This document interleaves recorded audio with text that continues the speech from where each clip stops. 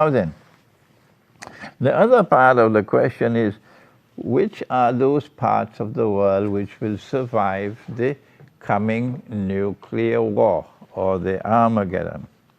First of all, we know for certain that the Holy Land, where Israel is now located, and the Arab world around the Holy Land, oh yes, that will survive because Israel has to rule over the world.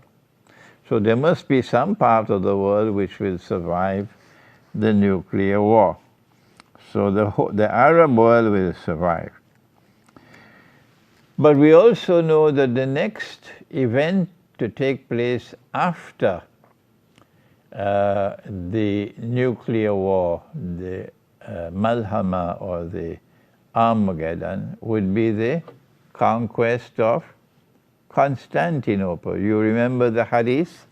The Prophet, this is a hadith in the Sunan of Abi Dawood, and the Prophet ﷺ is speaking to Mu'az ibn Jabal, his companion, and he's sitting very close to him. And he says to Mu'az that Umranu Bayt al-Maqdis, Kharabu Yatrib, Khuruj al-Malhama, Khuruj al-Malhama, Fathul Constantiniya, Fathul Constantiniya, Khuruj al-Dajjal. That when Jerusalem is built up and flourishing, center stage, then Medina will be in forlorn desolation. When Medina is in forlorn desolation, destroyed, then the Malhama will take place.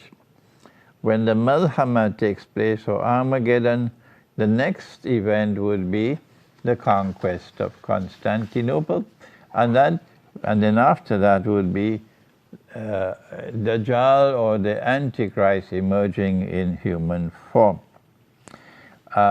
If the conquest of Constantinople is to take place after the Malhama, remember that the Prophet has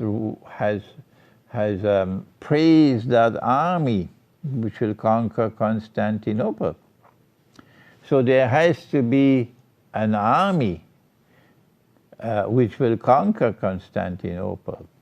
And when Constantinople is conquered, the only military significance will be that the Bosphorus will now be free from NATO. So the Russian Navy could now pass through the Bosphorus into the Mediterranean. So this hadith indicates a number of things.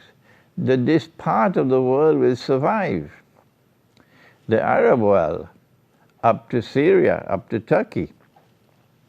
And it also indicates to us that Russia will survive the nuclear war. Maybe the European part of Russia will be destroyed, but the Asian part of Russia will survive.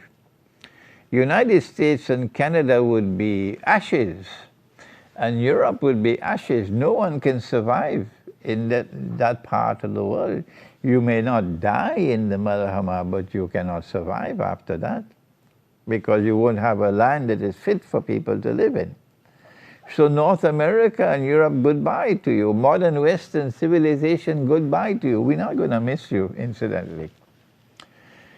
Modern Western civilization has been the bloodiest civilization in all of history, committing the most heinous oppression of mankind and destroying religious way of life. This is what modern Western civilization has done. But Russia will survive, maybe the Asian part of Russia, and China will survive, because China is so vast, and Chinese probably have already moved their vital, what they need to survive, into the countryside. So that's the part of the world which will survive. I don't know about Asia. I'm not sure about most of Africa. I can't say. So whether Pakistan will survive or not, I don't know.